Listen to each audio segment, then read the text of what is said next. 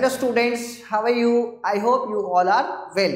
Welcome back in our social study classes. Today we are going to discuss class 8 book Understanding Social Study from Coral Publication, right? So आइए children अपना chapter हम start करते हैं. Let's begin our chapter.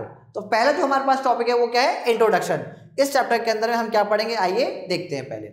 So during the first world war 1914 to 18 यानी जो first world war का जो time period कितना है 1914 से 1918 तक था. The British made a number of promises to Indian, मतलब इन ब्रिटिशर्स ने उस टाइम पे बहुत सारे प्रोमिस किए थे इंडिया से, but the hollowness of these promises gave rise to a more vigorous national movement. और वो जब पूरे नहीं हुए तो उसी की वजह से क्या हुए नेशनल मूवमेंट्स इंडिया में स्टार्ट हो गए. After the Russian Revolution of 1917, the anti-imperialist policy of the new Russian government was also another reason of this movement. मतलब 1917 के बाद जब Russian Revolution हुआ उसके बाद भी जो हमारे साथ जो वादे के वो पूरे नहीं हुए और जो रशियन गवर्नमेंट है वो क्या थे उनको देखकर इंस्पिरेशन मिली और they start revolt. With Gandhi's entry into Indian politics, a stronger and more mass based national movement was introduce. तो जब गांधी जी इंडिया आते हैं उनके बाद से और हमारे यहाँ पे नेशनल मूवमेंट वो किस में कन्वर्ट हो गए मास मूवमेंट के अंदर में, right. The beginning of Gandhi era.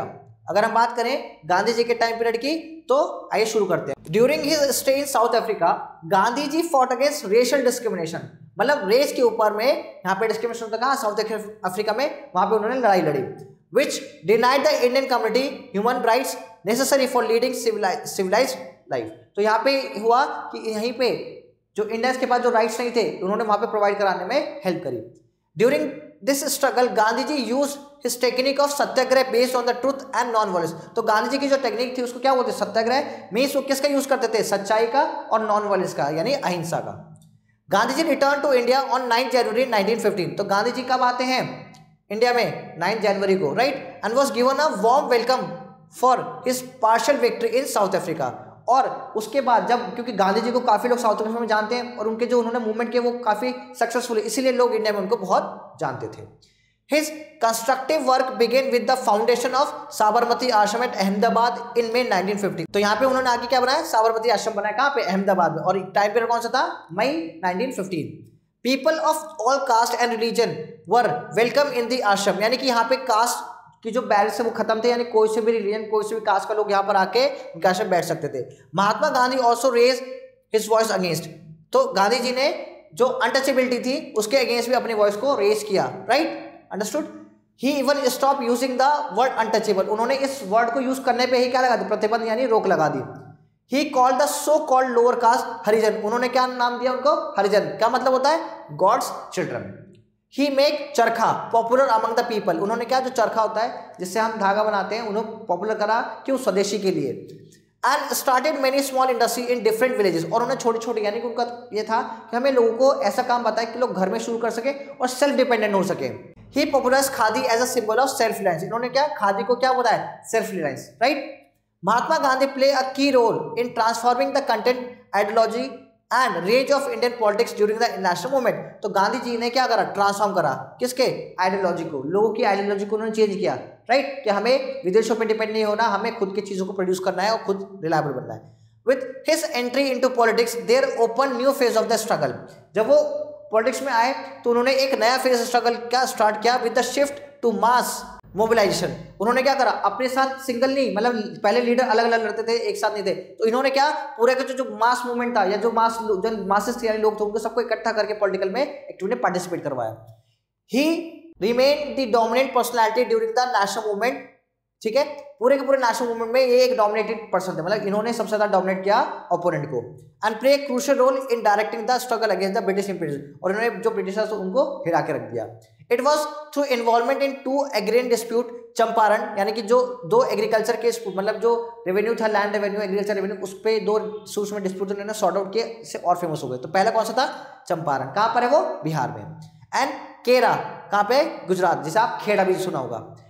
And a labour dispute in Ahmedabad in 1917 and 18. Labour dispute मतलब लेबर जो काम करते हैं इंडस्ट्रीज के अंदर में उनके डिस्प्यूट को इन्होंने रिजॉल्व किया. That Gandhi emerge as a influential political leader. तो गांधी क्या हुए एक इन्फ्लुएंस, मतलब गांधी के अंदर इन्फ्लुएंस करने के लोगों को इन्फ्लुएंस करने की बहुत बड़ी शक्ति थी. In Ahmedabad Gandhi ji organise a movement in 1918 for increase in the wages of the mill worker. तो यह किसने वो लड़ाई थी कि जो मिल वर्कर थे उनके वेजेस को बढ़ाने के लिए, ठीक है. He brought about a settlement between the mill owners and the workers through arbitration. तो वहाँ पे जो मिल वर्कर्स थे और जो ओनर था उसके बीच में इन्होंने सेटलमेंट करवाया। During the last 2 years of the first world war in 17 and 18 he maintain close contact with the Congress and the home rule league and also with the Muslim leader. तो 1917 और 18 के बीच में कांग्रेस के भी साथ रहे, होम रूल के भी साथ और मुस्लिम लीडर, यानी सबको इनका था कि मुझे सबको एक साथ लेकर चलना है, तभी हम क्या आज़ाद हो सकते हैं। Thus by 1919 Gandhi ji had become a most popular leader of India. मतलब इंडिया में ऐसा कोई इंसान नहीं था जो गांधी जी को ना जानता हो 1919 आते तक। And not only that any region और रिलीजियस कम्युनिटी, कि ऐसा नहीं खाली एक रीजन या एक जगह, सब जानते थे। He immense faith in capacity of the common people, वो सबसे जो पास थे किसके थे, वो कॉमन पीपल के थे। Led him to organise a stronger and more mass national movement, मतलब वो था कि उन्हें कैसे भी करके उन्हें एक स्ट्रॉन्ग ग्रुप बनाना है और मासेस को नेशनल मूवमेंट के अंदर पार्टिसिपेट करवाना है। नेक्स्ट क्या है, मॉन्टेग चेम्सफोर्ड रिफॉर्म, कब, 1919। In 1918, Edwin Montague, the Secretary of State, and the Lord Chelmsford, the Viceroy, produced their scheme of constitutional reform. ये जो चेम्सफोर्ड थे क्या चाहते थे कि we want to make certain changes in the Constitution of India, which led enactment of Government of India Act 1990. तो यहाँ पे वो क्या लेके आए, Government of India Act 1990 लेके आए। क्यों? उसका मतलब सिंपल सा था कि they had to change certain things. The provincial legislative council were enlarged and the majority of their members were to be elected. तो इनका था कि provincial legislative council में बहुत ज़्यादा लोगों को लेकर आओ और उनको पार्टिसिपेट करवाओ, ज़्यादा से ज़्यादा लोगों, और फिर जो असेंबली है उसमें मेंबर्स जो उनकी संख्या को बढ़ाई जाए, राइट।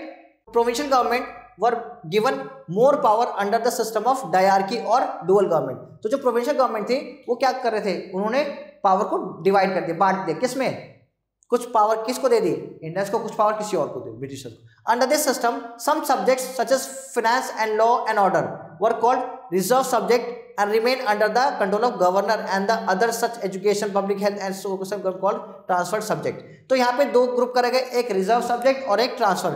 तो रिजर्व वाले जो मेन थे वो किसके पास है, ब्रिटिशर्स के पास, जो वैसे तो किसके थे, Indian. They were control by the responsible minister of the legislator. तो जो लोग थे लेजिस्लेटर के जो मेंबर थे ये सब उन चीज़ों को देखते थे और केयर करते थे। This also meant that while some of the spending department were transferred, मतलब कि वहाँ पे क्या ट्रांसफर थे, the governor retained complete control over the finance। तो जो गवर्नर था उसका पूरा कंट्रोल किसके ऊपर होता, फाइनेंसेस के ऊपर, फाइनेंस मतलब पैसों वगैरह के ऊपर। The governor could moreover overrule the minister on any ground that he considered special। यहाँ पे गवर्नर की मनमानी थी, वो किसी मिनिस्टर्स के साथ कुछ भी कर सकता था और उनको कोई भी पोजीशन दे सकता था और हटा भी सकता था। रियल पावर दस remain with the British officer, बाकी जो पावर थी किसके पास थी, ब्रिटिश ऑफिसर के पास थी। Next is the act greatly disappointed the Indians, right, बिल्कुल करेगा। Apart from this it's other flow like illogical division between transfer and reserve subject, मतलब जितने भी ट्रांसफर सब्जेक्ट थे, मतलब जो ऐसे थे वो तो किसको दे दिए, वो इंडियंस को दे दिए, और जितने बढ़िया सब्जेक्ट थे जो इंपॉर्टेंट जैसे फाइनेंस हो गया, लॉ एंड ऑर्डर हो गया, वो सब किसके पास रहे, ब्रिटिशर्स के पास रहे। And lack of basic trust between two halves। अब ये इंडियंस को कुछ देते तो हैं बट इंडियंस पे ट्रस्ट नहीं करते, तो चीज़ें सिस्टमैटिक वे से नहीं चल रही थी। Consequently protest movement broken out all over the country, तो हर जगह क्या हो गया, प्रोटेस्ट स्टार्ट हो गया, right. The British got alarm in March 1919 they pass Rowlatt act. तो ऐसी चीज़ों को रोकने के लिए, यानी हर जगह पे कोई ना कोई शुरू हो रहा था, कहीं ना कहीं डिस्प्यूट होते, उसी को खत्म करने के लिए ब्रिटिशर्स ने क्या स्टार्ट किया, रॉलेट एक्ट। क्या था ये, it gave wide power to the government of arresting anyone without a warrant and imprisoning him with an indefinite time period without a trial।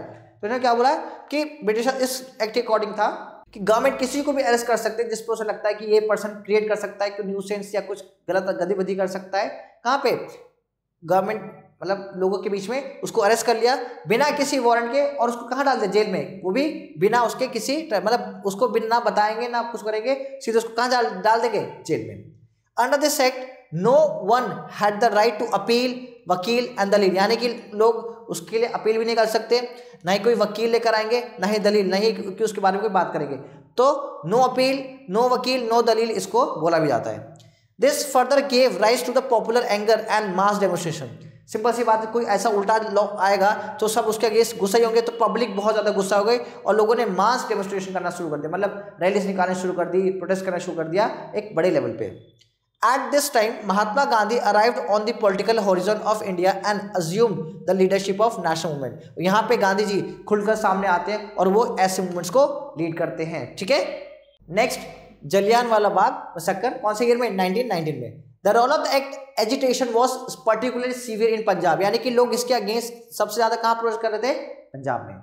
Which was suffering from after effect of war time depression, forcible recruitment and influence on the revolutionary. तो जब जैसे ही world war and होता है 18 में, तो बहुत सारी problem face करते हैं इंडियंस। तो उसमें से एक और था क्या? Forcible recruitment. मतलब इसका ये था कि जबरदस्ती लोगों को उठाकर फौज में भर्ती करते थे और उनको मरने के लिए वॉर में भेज देते थे। दिस मूवमेंट प्रोवोक्ड अ हड़ताल in many part of the Punjab. तो इससे क्या हुआ? पंजाब में बहुत जगह पे क्या हड़ताल शुरू हो गई, right. And वॉलेंट disturbance took place, और हर जगह लोगों ने गुस्सा ये सब देखना शुरू हो गया। In Amritsar the news of Gandhi arrest coincided with the arrest of 2 local leader.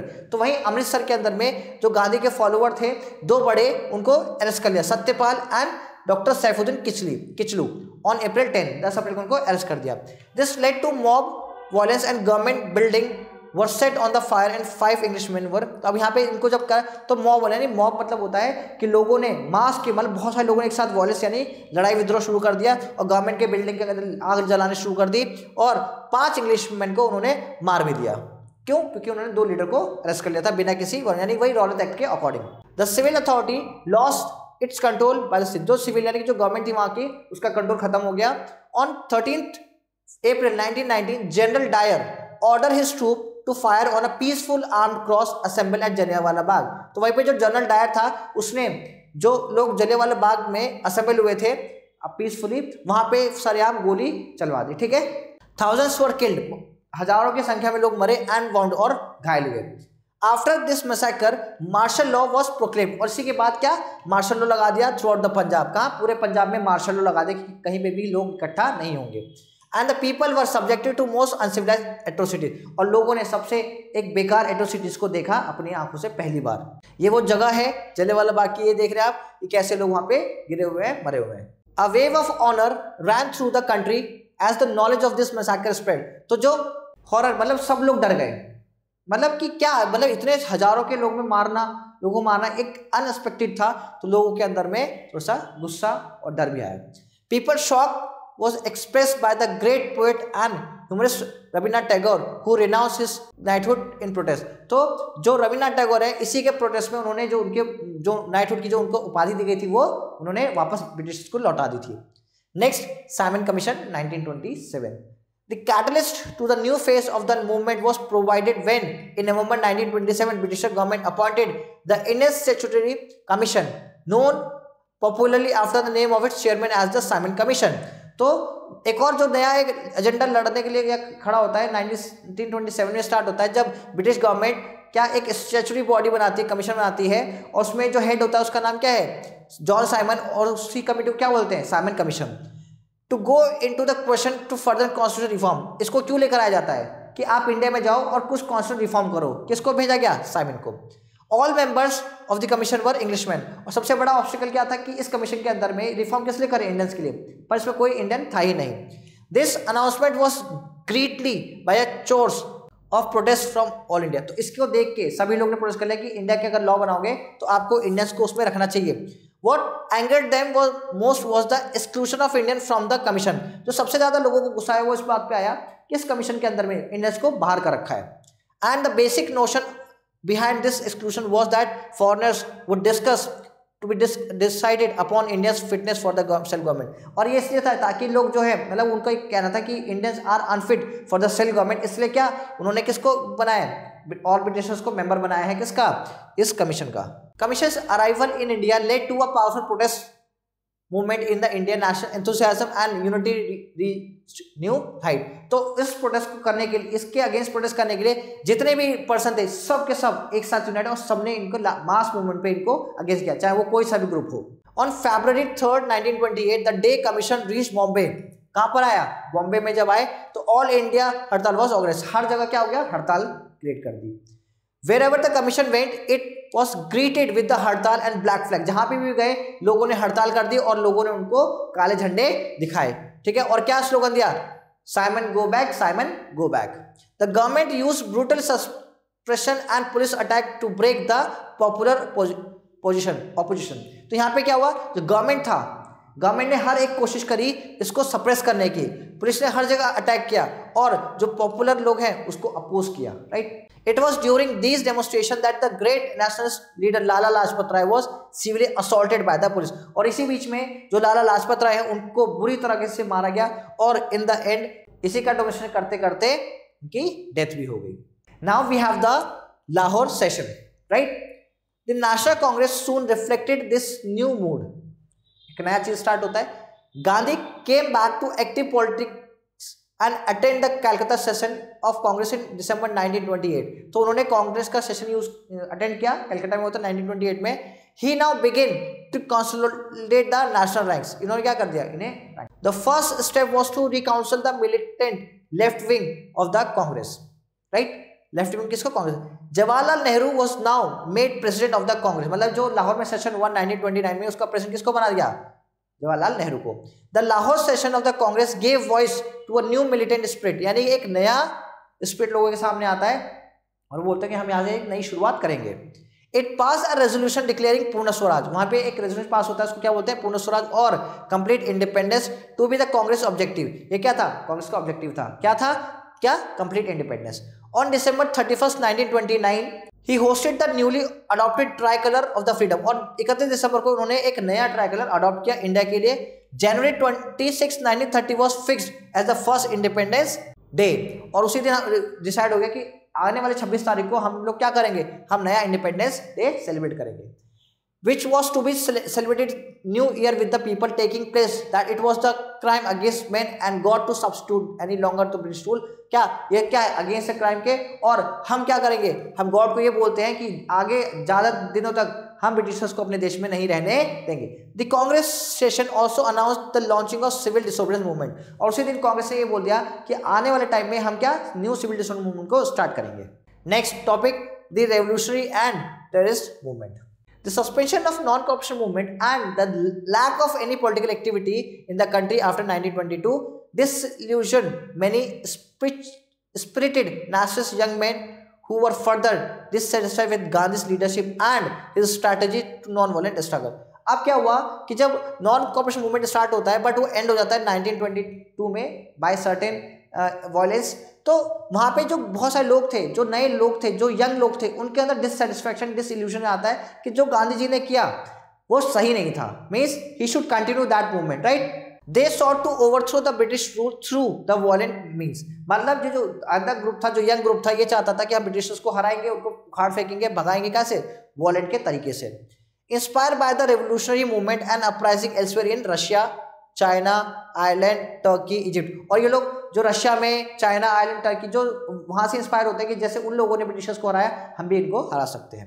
A few name revolutionary and the terrorist organisation were founded by the new revolutionary terrorist leaders who emerged from the ranks of the linguistic and dissolution non cooperation. मतलब यहाँ पे क्या करा गया कि जो बाहर विदेश में जो ग्रुप्स थे, या जिसे टेररिस्ट ग्रुप भी बोला गया, इन लोगों ने वैसे कुछ ग्रुप बनाए, उनसे बातचीत करी और इन्होंने एक एजेंडा बनाया कि now we will start a protest against the British government in India also। The Punjab, Delhi, United Provinces and Bengal became the focal point of this rebel revolutionary movement। तो यहाँ पर जो पंजाब, दिल्ली, ये सब है, ये जगह मेन पॉइंट रहे जहाँ पे लोगों ने रेवोल्यूशन करे, यानी कि यहाँ पे क्रांतिकारी सबसे ज्यादा रेवोल्यूशन स्टार्ट करते हैं। Among the revolutionary organization in North India, the most noteworthy were Hindustan Republic association. यानी कि इंडिया में जो सबसे बड़ी जो ऑर्गेनाइजेशन होती है, जिसने सबसे ज्यादा नाक पे दम करा ब्रिटिशर्स के, वो कौन सी थी, Hindustan Republic association.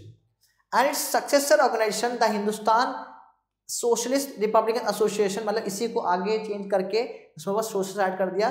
The HRA was founded at Kanpur in October 1924 में इसको फॉर्म करा गया बाय सच्चिदानंद सान्याल, जोगेश चंद्र चैटर्जी, राम प्रसाद बिस्मिल एंड चंद्रशेखर आजाद। ये सब उसके कोर मेंबर है, किसके, HRA के। इट डिक्लेयर ऑब्जेक्टिव, इसके अब कुछ ऑब्जेक्टिव थे, किसके, ब्रिटिशर्स के। HRA के कुछ ऑब्जेक्टिव्स थे, आइए देखते हैं क्या। फर्स्ट क्या ऑब्जेक्टिव है इसका, to establish a federal republic of United State of India through an organised and armed revolution.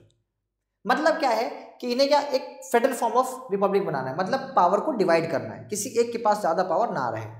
और क्या बनाना है, और एक ऑर्गेनाइज बनाना है और आर्म्ड रेवोल्यूशन, मतलब कि इन्हें यह था कि हम कैसे भी करके चाहे आर्म्ड हो हमें इसको रेवोल्यूशन करना है और आगे हमें फॉर्म करना है। दूसरा, to concentrate on political crime, किस पे कॉन्सेंट्रेट करना है, पॉलिटिकल क्राइम पे कॉन्सेंट्रेट करना है, इंक्लूडिंग पॉलिटिकल डेकोटीज, ठीक। To collect monies and arms to the movement, अब ये क्या था कि हमें कैसे भी करके पैसा चाहिए ताकि हम आगे मूवमेंट को लीड कर सकें, right. To have various department of the HRA, Ram Prasad Bismil introduce a novelty that the objective of the political dacoities must be secure money belonging to the government. तो जो पॉलिटिकल डेकेटीज मतलब कि जो भी पैसा लूट का आता था वो सोचते थे कि हम ऐसे सिक्योर रखें ताकि हम उसको आगे आने वाले टाइम में हम उसको यूज कर सकें। It was accordingly decided to commit a train dakaiti in a running train Kakori on Lucknow Saharanpur section of the north railway. तो इन्होंने एक डकैती करने की सोची और जिसको हम बहुत फेमसली जानते हैं काकोरी डकैती के नाम से। The plot was successfully carried out, तो बहुत आराम से हो गया। About 10 HRA revolutionary plundered the railway cash chest, तो उन्होंने आराम से बड़े प्यार से रेलवे का वो लूट लिया। The government have unearthed the whole plot on 29th arrested and tried to Kakori conspiracy case for revolutionary Ram Prasad Bismil, Ashfaq Ullah Khan, Roshan Lal and Rajendra Prasad were to be sentence to death. But उसमें ये हुआ कि चोरी तो हुई बट उसमें काफी सारे लोग पकड़े गए और ये बहुत फेमस से लोग क्या हो गए, इनको पकड़ लिया गया और इनको फांसी दे दी गई। The imprisonment of the HRA leader in the Kakori conspiracy case and ensuring police repression nearly finished off HRA as a revolutionary organization। ऐसा लोगों को लगा कि जब काकोरी कॉन्स्पिरेसी केस में जब पकड़े गए तो ये क्या HRA ग्रुप बंद हो जाएगा, right. After some time a fresh wave of revolutionary led by Chandrasekhar Azad met at Firoz Shah Mehta Kotla around Delhi on September 9 and 10, 1920 established the Hindustan Socialist Republican Association। उसके बाद फिर किसने कमान संभाली, चंद्रशेखर आजाद ने, और उन्होंने कुछ नए रेवोल्यूशन के साथ मिलकर इसी को आगे फॉर्म किया। क्या लिखा, Hindustan Socialist Republican association with the objective established socialist Republic state India. उनका था कि हम क्या बनाएंगे, हम सोशलिस्ट स्टेट बनाएंगे और हर स्टेट का जो राजा होगा वो खुद ही चूज होगा।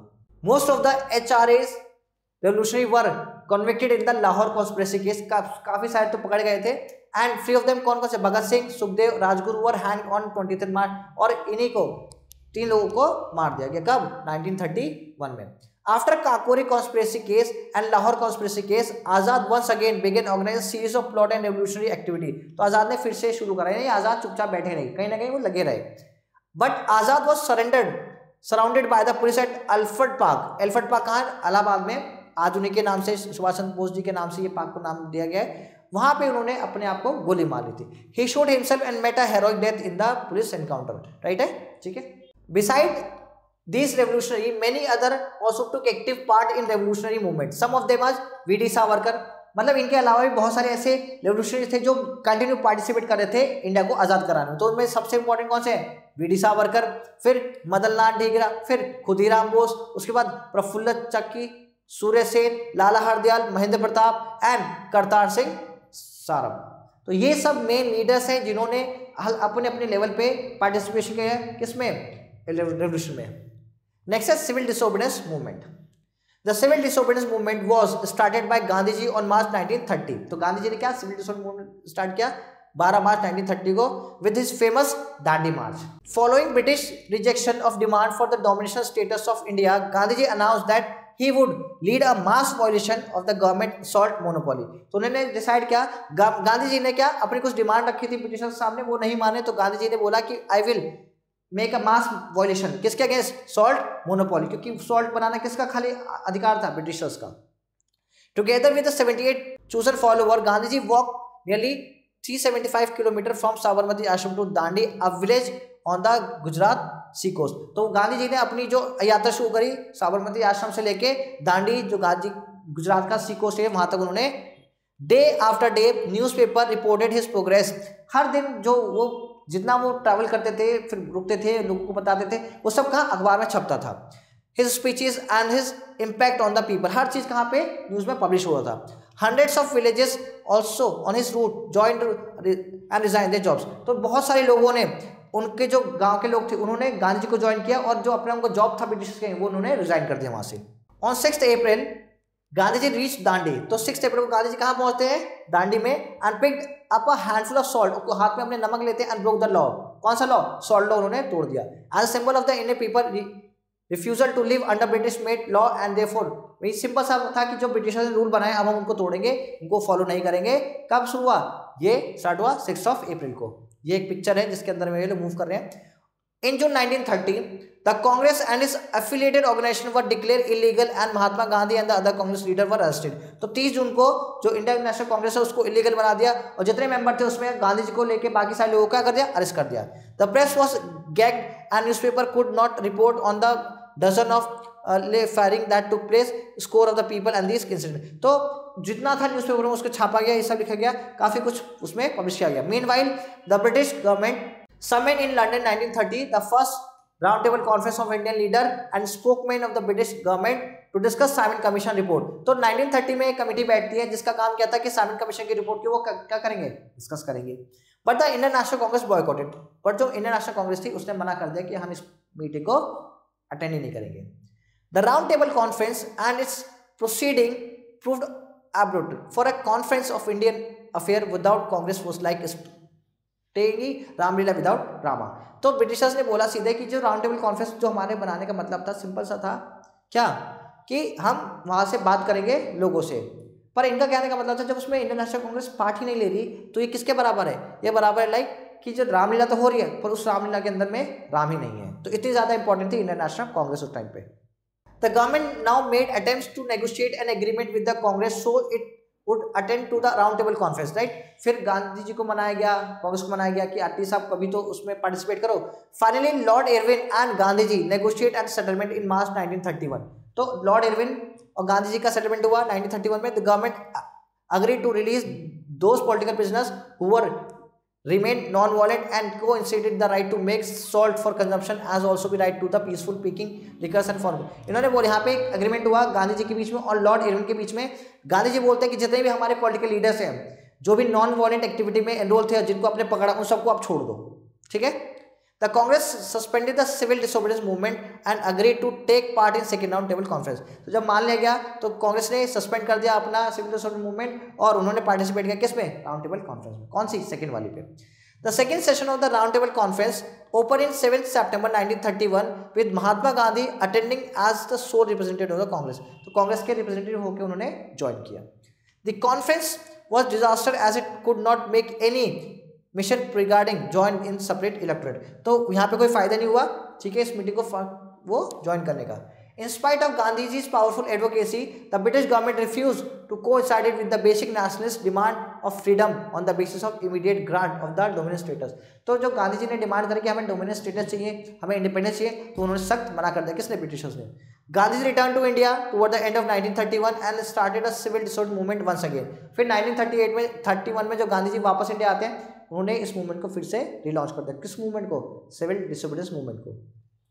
On January 4, 1932, Gandhiji and other leaders of the Congress was again arrested and the Congress was declared illegal। फिर से वही 1932 में गांधी जी और बाकी लीडर्स को अरेस्ट कर लिया और जो इंडियन नेशनल कांग्रेस है उसको वापस क्या बोल दिया कि ये इलीगल है। The British government announce communal award August 16, 1932, a provision for separate electorate for the depressed classes officially described as scheduled caste was granted to weaken the national movement by separating depressed classes from the Hindus। तो यहाँ पे Britishers ने क्या करा कि उन्होंने depressed classes और schedule classes सबको क्या कर दिया, मतलब वीक करने के लिए उनको पार्टिसिपेट नहीं करा, में सेपरेट कर दिया। किससे? उनको बोला कि आप हिंदू से अलग हो, ये करके उनमें मतलब फूट डालने शुरू कर दी इंडियंस और हिंदूज के बीच में। Mahatma Gandhi strenuously opposed the idea of separate electorate and undertook a fast unto death the jail। अब गांधी जी ने जैसे सुना कि जो दलित है या जो लोअर सेक्शन है उन्होंने भी सेपरेट इलेक्टोरेट की डिमांड करी है तो तुरंत किस पे चले गए? फास्ट पे, कि जब तक ये कैंसिल नहीं होगा मेरा फास्ट नहीं टूटेगा, चाहे मैं मर ही जाऊं। Gandhi fast cause great alarm and anxiety all over the world. उनके इसी चीज से सभी लोग अलार्म बज गए, मतलब सब कोई कहा ये क्या हुआ, राइट, ये कैसे हो सकता है। तो गांधी जी ने बोला कि ये चीजें नहीं होंगी, सेपरेट इलेक्टोरेट को खत्म करो आप। As a result in Poona on September 25, 1932 the 6th day of Gandhi ji fast, छठा दिन था कि इसका गांधी जी का, the Poona pact was sign, a common electorate of all these Hindus were agreed upon and amendment was made in the communal ward. तो ऐसे जितने भी सेपरेट इलेक्टोरेट चल रहे थे गांधी जी ने कि इस क्या बोलते हैं फास्ट से सारे चीज़ें खत्म हो गई, बैन हो गई। The third roundtable conference was called on November 17, 1932 and it was lasted till December 24 that year. The Congress boycotted it and officially suspended the movement in May 1933 and withdrew it May 1934. और फिर दोबारा से यहाँ पे invitation आया कि you have to attend the roundtable conference. Gandhi ji plus Indian national जो कांग्रेस है उसके सभी मेंबर ने बॉयकॉट कर दिया और धीरे धीरे 1934 तक आते आते इन्होंने सिविल डिसऑर्डर मूवमेंट को भी खत्म कर दिया. किसने? इंडियंस ने. The Government of India Act 1935. The discussion of the third roundtable conference eventually led to the passing of the Government of India Act 1935. तो roundtable end होते होते उन्होंने क्या करा? उसको थोड़ा पास किया. The act provided for the establishment of all India Federation and a new system of government for the provinces on the basis of provincial autonomy. तो यहाँ पे क्या कि बोला कि आपको खुद की ऑटोनॉमी, खुद को जगह दी जाएगी सेल्फ रूल करने के लिए. The federation was to be based on union of provinces of British India and princely state. तो जो फेडरेशन है वो क्या बोला कि आप क्या एक यूनियन में काम करो, यानी कि उन्होंने डिवाइड कर दिया कि एक ब्रिटिश इंडिया हो गया और एक प्रिंसली स्टेट हो गया. Next topic, growth of communalism. After being defeated in the election 1937 the Muslim League led by M.A. Jinnah right turn to bitter opposition of the Congress. मतलब यह हुआ कि जब इलेक्शंस हुए तो 1937 वो हार गए तो उनका मतलब एक अलग ही बिहेव रहा कांग्रेस के साथ में. इन 1940 the Muslim league passed a resolution demanding partition of the country. तो इसी को लेकर 1940 में मुस्लिम लीग ने बोला कि हमें एक सेपरेट क्या चाहिए, जगह चाहिए जहाँ पे हम खुद रहेंगे, मतलब कंट्री की डिमांड. And the creation of the state to be called Pakistan after independence. और हम उसको इंडिपेंडेंस के बाद क्या नाम देंगे? Pakistan. As a reaction to the Muslim League, the Hindu Mahasabha and a communal organism was also formed by some of the Hindu. तो इसी को देखते देखते महासभा, हिंदू महासभा फॉर्म कर दी. किसने? हिंदूज ने. The national movement firmly opposed to the communal forces for its commitment to secularism. वो क्या बात करते थे? They believe in secularism कि सब एक साथ रहेंगे. Was always deep and total. मतलब उनका था कि हम सभी धर्मों को बराबर रखेंगे. Yet it was not able to fully counter the communal challenge. तो यहाँ पे उसको चैलेंज करने पर ये क्या था कि लोग आपस में भिड़ने लग गए थे. In the end communism succeeded in partition of the country. और लास्ट में सबने अपने अपने ग्रुप बनाए और धीरे धीरे कम्युनिज्म मतलब कि लोग अपने धर्म को और अपनी चीज़ों को फेवर कर रहे थे, जिसके बाद इंडिया धीरे धीरे डिवाइड होना शुरू हो गया. Next topic, the British government desperately wanted the active cooperation of the Indians in the war. अब ब्रिटिशर्स ने क्या सोचा कि हमें क्या फिर से सेकेंड वर्ल्ड वॉर स्टार्ट हो गया तो था कि हमें क्या कॉपरेट करें. To secure this cooperation it sent to India in March 1942 a mission headed by cabinet minister Sir Stafford Cripps. इनको कहाँ भेजा गया? इंडिया में. Who had earlier been a radical member of the Labour Party. तो किसके member थे? जो Britain में जो गवर्नमेंट है उसका नाम एक लेबर पार्टी है तो उसके वो मेंबर थे. And a strong supporter of the Indian national movement. और इन्हें इसलिए भेजा गया क्योंकि ये इंडियन नेशनल मूवमेंट के सपोर्टर थे, क्योंकि हमेशा फेवर में बोलते थे. Even though Cripps declare that the aim of the British policy in India was to is earliest possible realisation of self government in India. उनका था कि जैसे हम आज़ाद होंगे, अगर ब्रिटिश जीतता है तो इंडिया को क्या सेल्फ गवर्नमेंट वो सिखाएंगे, यानी कि इंडिया को सेल्फ गवर्नमेंट का चांस दे जाएगा. Detail negotiation between him and the Congress leader broken down. क्यों? क्योंकि ब्रिटिशर्स अपना वादा पूरा नहीं करते थे. इसलिए उनका the British government refuse to accept the Congress demand for immediate transfer to effective power to Indians. तो ब्रिटिशर्स ने मना कर दिया कि इसके हम आपको इफेक्टिव एकदम से पावर नहीं दे सकते इंडिपेंडेंस की. The Cripps proposal contain the promises to fulfill independence for India after the World War of Second. मतलब क्या था कि आप जैसे सेकेंड वर्ल्ड वॉर खत्म होगा इंडिया को आप इंडिपेंडेंट कर देंगे. And call the establishment of an interim Indian government in which Great Britain would retain control of national defence and foreign affair. ये था कि ग्रेटर ब्रिटेन के अंदर में क्या नेशनल डिफेंस और फॉरेन के जो अफेयर्स होंगे वो कौन अभी भी डील करेगा? ब्रिटेन करेगा. Because the leaders of both Indian national Congress and the Muslim League had basic objective to various section of the propose programme the Cripps and in a failure. दोनों चाहते थे, अभी ये ब्रिटिशर्स चाहते थे कि जो नेशनल डिफेंस और जो फॉरेन अफेयर है वो किसके पास रहे? ग्रेट ब्रिटेन के पास रहे. दोनों ने मना कर दी, इंडियन नेशनल कांग्रेस ने भी और मुस्लिम लीग ने भी, कि हमें आपके प्रस्ताव मंजूर नहीं है. The Quit India Movement 1942. Failure of the Cripps mission embittered the people of India. While they still fully sympathized with the anti-fascist forces, they felt that the existing political situation in country had become intolerable. मतलब ये था कि 1942 तक आते आते ये था कि क्रिप्स मिशन के आने के बाद भी जब ब्रिटिशर्स थे तो इंडिया में जो एक पॉलिटिकल यूनिटी थी वो खत्म हो चुकी थी और टोटली ऐसा था कि बस कैसे भी करके हमें इंडिपेंडेंस दी जाए. Right. The Congress now decided to take steps to compel the British to accept the Indian demand for independence. तो इंडिया ने किसकी डिमांड कर दी और ब्रिटिशर्स ने उसको एक्सेप्ट कर लिया. Right. The All India Congress Committee met at Bombay on 8 August 1942.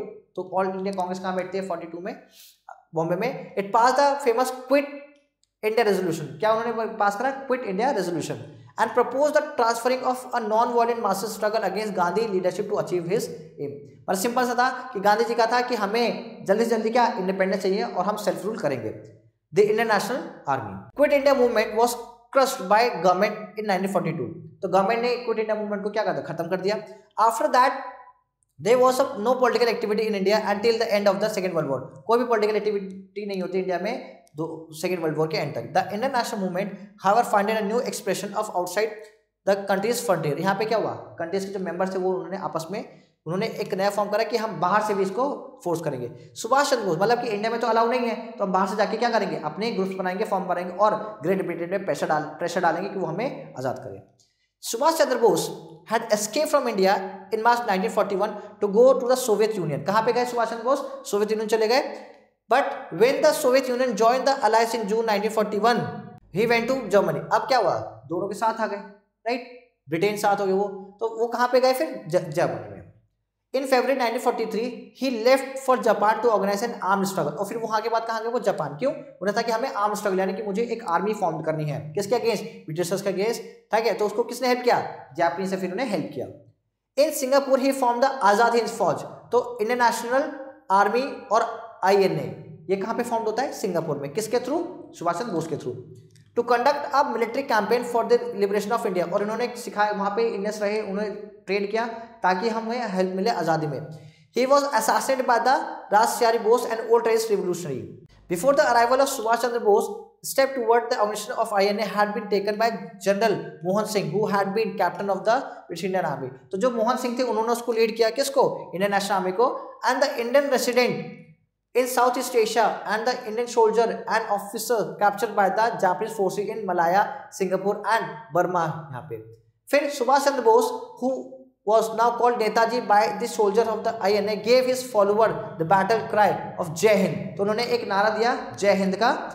The INA joined the Japanese army in the march on India from Burma। तो जापानीज आर्मी को इंडियन नेशनल आर्मी ने क्या join किया ताकि हम जल्दी जल्दी अपने देश को आज़ाद कर सके। कहाँ पे, बर्मा में, प्रेजेंट में बर्मा क्या बोलते हैं, Myanmar.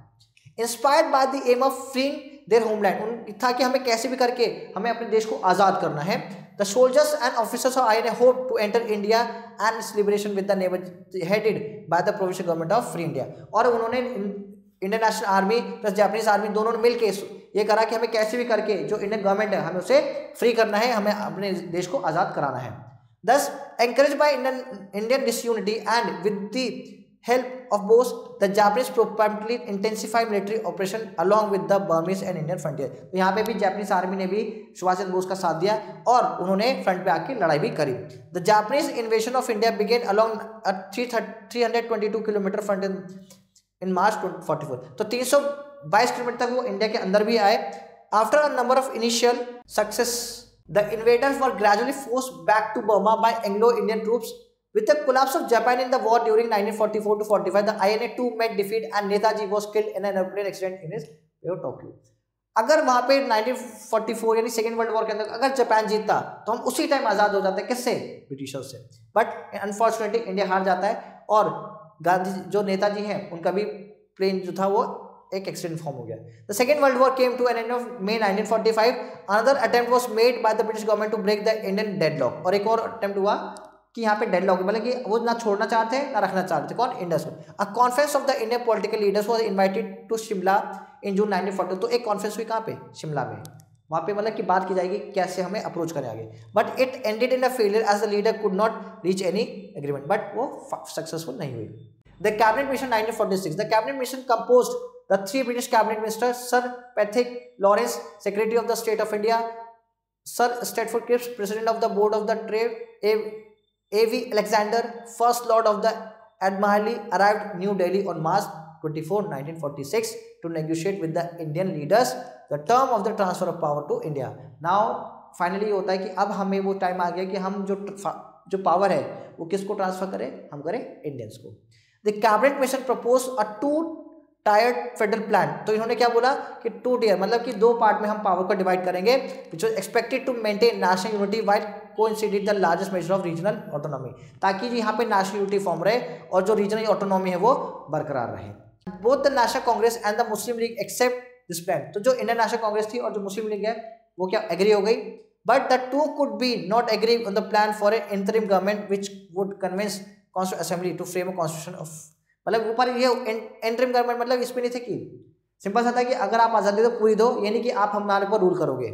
Although the Muslim League temporarily withdraw its demand for the partition of India along religious line, insuperable differences develop with respect to character of interim government. यहाँ पे सिंपली सर जो interim government था, Indians और मुस्लिम दोनों ने क्या करा, अपोज करा। द नेगोशिएशन वाज फ्रूटलेस, कोई फायदा नहीं हुआ। And in June the British viceroy Archibald Wavell announce the formation of emergency a caretaker government. उन्होंने क्या बोला, इमरजेंसी लगा दी और क्या बोला कि now we are as a caretaker government, जब तक ये आज़ाद नहीं होते हम इनको केयर टेक करेंगे। And interim council headed by Nehru, तो कौन हेड कर रहा है उसको, Nehru, and representative of all major political group except the Muslim League, तो सब आए उसमें, किसको छोड़ के, मुस्लिम लीग को। Replace the government in September 1946, इस गवर्नमेंट को कब खत्म कर दिया, 1946 में। The Muslim League join the cabinet in October after some hesitation, पर मुस्लिम लीग ने इसको ज्वाइन तो किया कब, अक्टूबर में। But it decided to boycott the constituent assembly, पर उनका ये था कि हमें क्या करना है, हमें बॉयकॉट करना है किसको।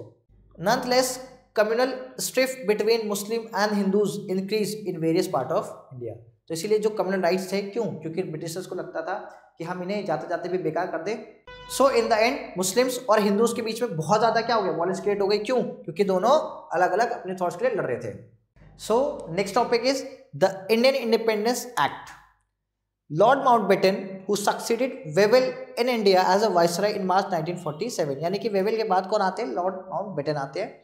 Worked eight out a compromise after long discussion with the leaders of Congress and Muslim League, तो यानी इन्होंने किस चीज़ का काम किया, कॉम्प्रोमाइज करवाने का, किसके बीच में, इंडियन नेशनल कांग्रेस और मुस्लिम लीग के बीच में। The country was to be free but not united, India आज़ाद तो हुआ बट यूनाइटेड नहीं रहा, एक साथ नहीं रहा।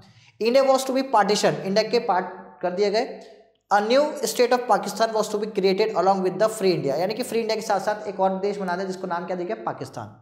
The nationalist leader agreed to the partition of India in order to avoid the large scale blood bath, और क्या हुआ, जब पार्टीशन हुआ तो बहुत ही लार्ज स्केल पे ब्लड बाथ, मतलब कि हर जगह जब पार्टीशन हुआ तो एक र्यूमर फैल गया गलत, जिसकी वजह से लोगों ने आपस में एक दूसरे को मारना शुरू कर दिया।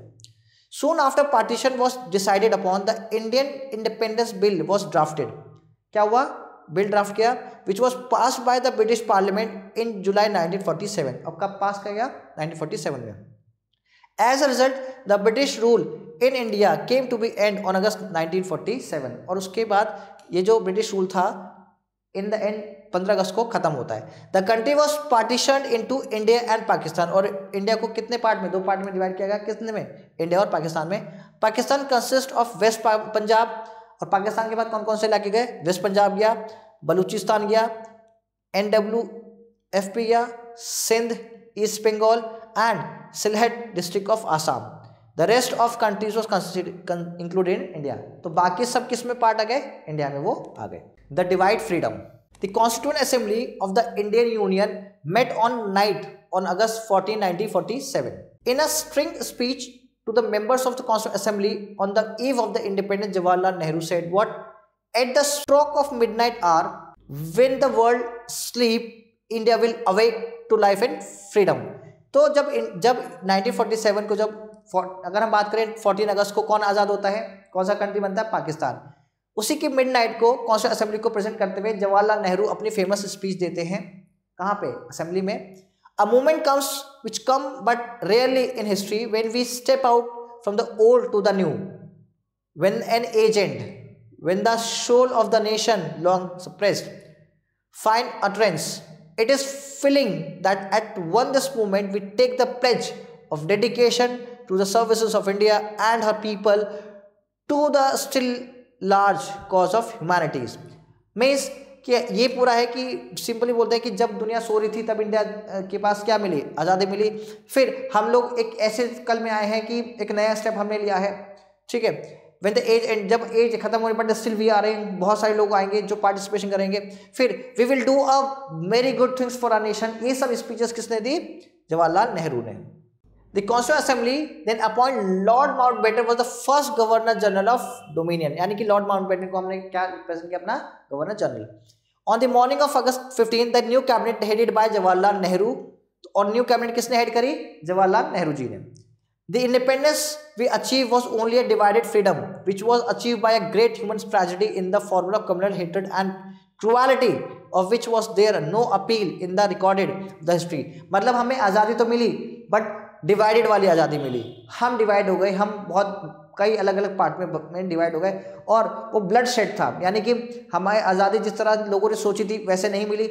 हर जगह खून खराबा, लोगों में भेदभाव, मनमुटाव, ये सब बहुत ज़्यादा फैल गया। कहाँ पे? हिंदुस्तान में। It will suffice to say that India had to pay a very heavy price for the freedom. और ये कहना गलत नहीं होगा कि इंडिया ने बहुत हेवी प्राइस, यानी कि बहुत बड़ा प्राइस चुकाया, किसके लिए? आज़ादी के लिए, राइट। सो क्लास, अब हमारे पास क्या है? अब हम करेंगे एक्सरसाइजेस, राइट। इस चैप्टर की हम एक्सरसाइज करेंगे। आइए चलिए देखते हैं।